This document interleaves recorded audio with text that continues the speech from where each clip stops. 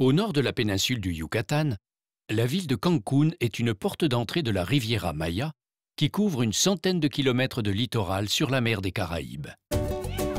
Au large apparaissent de nombreuses îles. Certaines sont des réserves naturelles. D'autres, comme Isla Mujeres, sont vouées au tourisme. Isla Mujeres s'étire en longueur sur près de 7 km. C'est l'extrémité orientale du territoire mexicain. Établie en partie sur le continent, la ville de Cancún a été conçue à la seule intention des touristes. Sur un cordon de dunes, un nombre impressionnant d'établissements hôteliers se succèdent à la suite des gigantesques travaux lancés à la fin des années 1960. Entre la mer et les lagunes, l'idée des concepteurs était de désengorger Acapulco, la grande station balnéaire du Pacifique. Et, de ce point de vue, il faut reconnaître que c'est plutôt réussi. Tout ici est prévu pour les loisirs et la détente. De grands champions de golf ont dessiné leur propre parcours dans une localité animée le jour comme la nuit.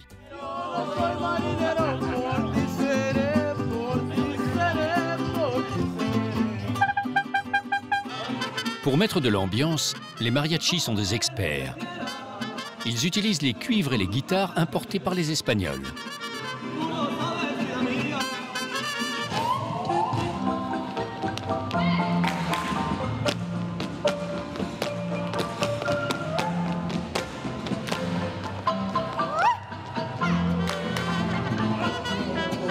Les traditions régionales assurent l'essentiel du spectacle.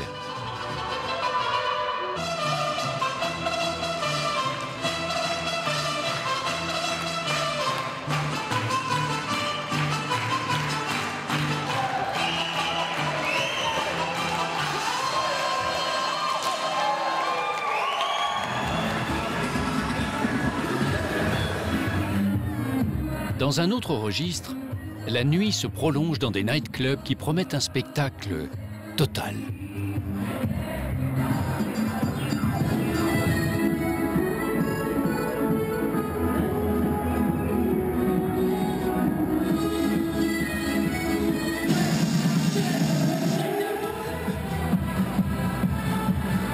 Dans un déferlement de couleurs et de sons, on se laisse submerger par la fièvre tropicale.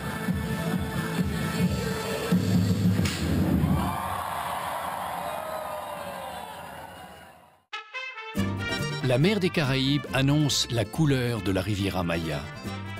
Du nord au sud, la route dessert une région touristique créée à la fin des années 1990.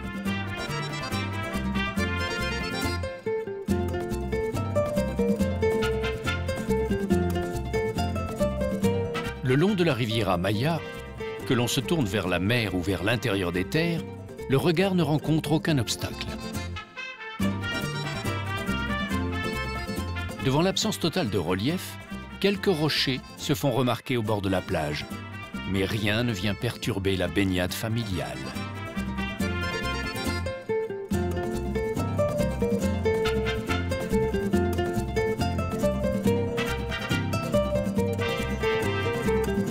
Sa réputation ne connaît pas de frontières.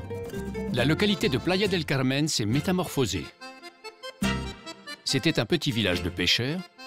Il a été aménagé pour répondre à la demande touristique à la suite du succès de Cancún. Ici aussi, la mer offre de nombreuses ressources.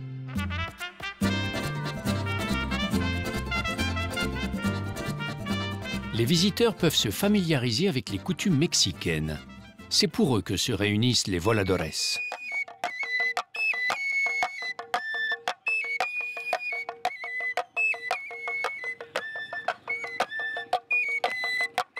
On peut assister aux prouesses des voladores un peu partout au Mexique.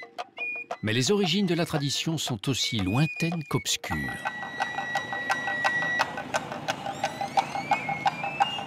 Au son d'une flûte et d'un petit tambour, tête en bas, 4 hommes effectuent 13 rotations autour d'un mât. Dans certains cas, le but de la cérémonie rituelle était de mettre fin à une sécheresse. C'était aussi une façon de s'attirer la bienveillance des dieux.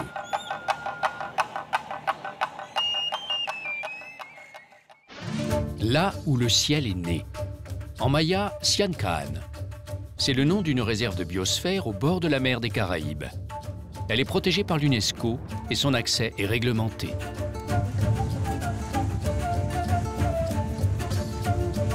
Des guides mayas spécialisés peuvent y pénétrer en suivant des itinéraires très précis. C'est le cas d'Alberto Sencahamal. Il y a un canal artificiel qui a été creusé par les Mayas entre Muyil et Chuniacche pour pouvoir traverser la mangrove avec leurs canaux. Mais il y a aussi des canaux naturels. Là où nous sommes en ce moment, c'est un canal naturel de 8 à 9 km qui est relié à la mer. Dans la mangrove, les palétuviers se dressent sur leurs racines aériennes. Ils forment un enchevêtrement inextricable dans l'eau saumâtre. La géographie des lieux est connue depuis des siècles. Ce canal a été utilisé par nos ancêtres les Mayas pour développer le commerce. Les Mayas qui vivaient en Amérique centrale, au Guatemala, au Belize ou au Honduras, voyageaient et se rendaient à la ville de Muyil. Ils y apportaient des marchandises comme le jade, l'argile, des pierres précieuses, des plumes de quetzal, de la cochenille, du cacao, du café, et les échangeaient avec les Mayas qui habitaient à Muyil. Des vestiges disséminés à travers la réserve rappellent la proximité de cette ville de Muyil, une des premières cités mayas de la côte Caraïbe. Mais le but de la réserve est avant tout de protéger l'environnement et les multiples espèces d'oiseaux qui ont élu domicile dans ce milieu semi-aquatique. Dans la réserve, nous avons 368 espèces d'oiseaux aquatiques ou terrestres. Certains spécimens de la faune locale restent dressés au bord de l'eau. D'autres préfèrent se laisser dériver au gré du courant. Une manière écologique et détendue de pratiquer la découverte. Couleur nature.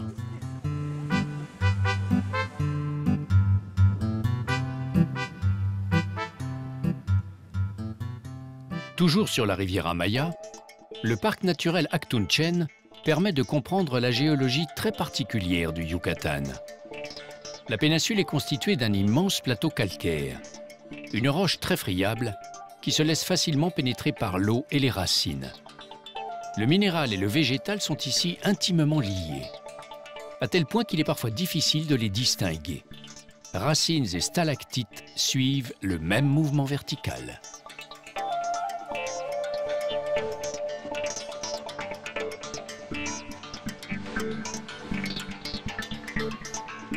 Le plateau du Yucatan a émergé à l'époque du Jurassique il y a 150 millions d'années.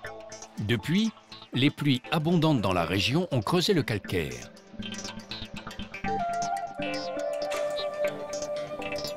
Elles sont à l'origine des cénotes, une particularité géologique que Victor Arroyo connaît bien.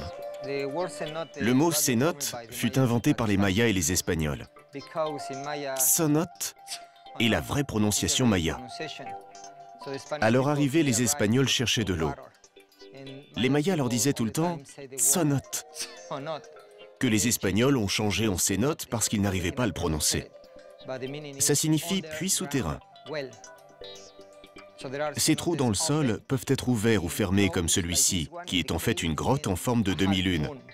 On y trouve de l'eau fraîche que les Mayas utilisaient pour survivre. Comme la pluie s'infiltre rapidement dans le sol, il n'existe pas de rivière à la surface du Yucatan. Tous les cénotes sont reliés entre eux par des cours d'eau souterrains qui vont jusqu'à l'océan. Il y a beaucoup de cénotes dans la péninsule du Yucatan.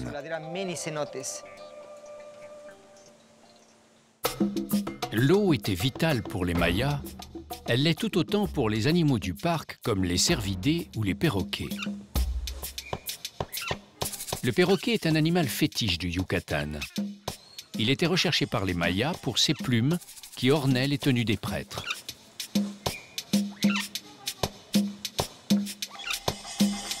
Le pécari à collier était apprécié des Mayas pour son goût. Le singe était un de leurs signes astrologiques. Les parcs naturels permettent d'approcher les animaux sauvages. Les dauphins ne se font pas prier.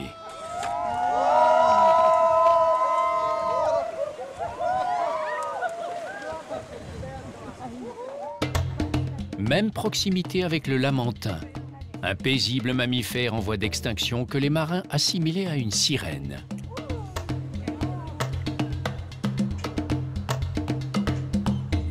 Quant au crocodile, il n'inspire pas la même confiance. Face à la mer des Caraïbes, l'iguane peut rester immobile pendant des heures pour passer inaperçu. Fondu dans la roche, le site maya de Tulum est parfaitement adapté à l'environnement. Les Mayas apparaissent au 2e millénaire avant Jésus-Christ. Ils développent une culture brillante qui décline à la fin du 1er millénaire de notre ère. Guerre, épidémies, sécheresse, les raisons exactes de leur déclin sont toujours inconnues.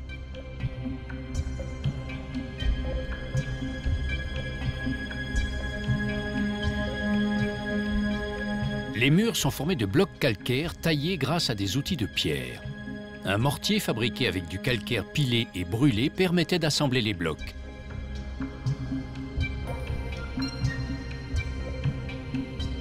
Plusieurs édifices portent encore des traces de peinture et des sculptures en bas-relief. Les couleurs ont mal résisté au climat chaud et humide du Yucatan. La cité de Tulum n'est pourtant pas très ancienne. Elle était encore occupée par les Mayas lorsque les conquistadors espagnols sont arrivés. La ville fut abandonnée au milieu du XVIe siècle. Quelques temples furent encore fréquentés pendant quelques années, puis la ville disparut dans l'oubli. La forêt tropicale a souvent envahi les sites mayas. C'est le cas sur le site de Coba, l'un des plus vastes du Yucatan. De nombreux vestiges sont dispersés sur un espace considérable dont une petite partie seulement a été fouillée. Le jeu de balle a conservé les gradins destinés au public. Un calendrier atteste des connaissances astronomiques et mathématiques des Mayas. Leur calendrier comportait aussi 365 jours. Les distances sont grandes entre les édifices. Dans les cités mayas, les bâtiments ne sont jamais placés de manière aléatoire. Leur situation a toujours une explication rationnelle. Ainsi, le temple de Nohochmul se trouve dans une zone qui rassemble des constructions ayant la même vocation religieuse.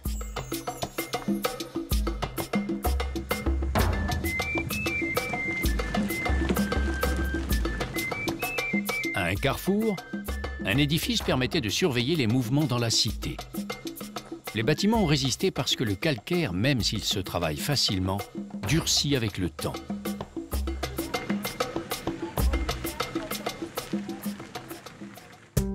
Dans le village de Coba, une tradition maya se perpétue sous la forme d'une école de poterie. Les céramistes mayas appartenaient à une élite. Ils maîtrisaient des techniques élaborées qu'Augustin Villalba met à la portée de tous. Le but de cette école est de donner aux Mayas confiance en leur culture. Car durant la conquête espagnole, l'art maya a été oublié, et notamment la poterie. Dans la poterie, il y a énormément d'informations sur leurs dieux, leurs croyances, leur passé. La partie la plus difficile de mon travail est de changer la manière de penser de mes élèves, et non de leur apprendre la poterie. J'essaie de leur faire comprendre la beauté de leur culture pour qu'ils en soient fiers. Les objets sont mis en vente pour donner à l'école les moyens d'acheter la matière première.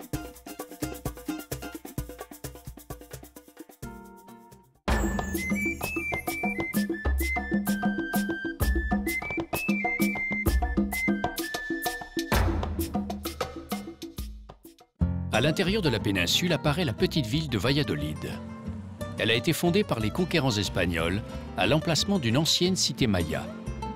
Les ruines mayas ont fourni les pierres pour la construction de différents édifices. Valladolid se situe dans l'état du Yucatan. Le nom de la ville rappelle la cité qui fut la première capitale du royaume d'Espagne.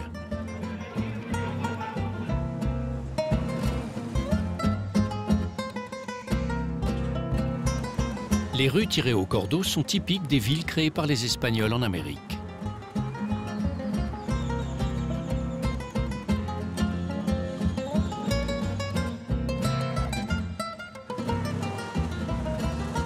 Le couvent de la ville fut créé par des moines franciscains.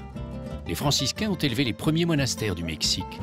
Les missionnaires ont joué un rôle majeur dans l'évangélisation des Mayas et des populations autochtones d'Amérique. Les Mayas n'étaient pas assimilés pour autant, car certains se révoltaient encore dans le Yucatan au milieu du 19e siècle.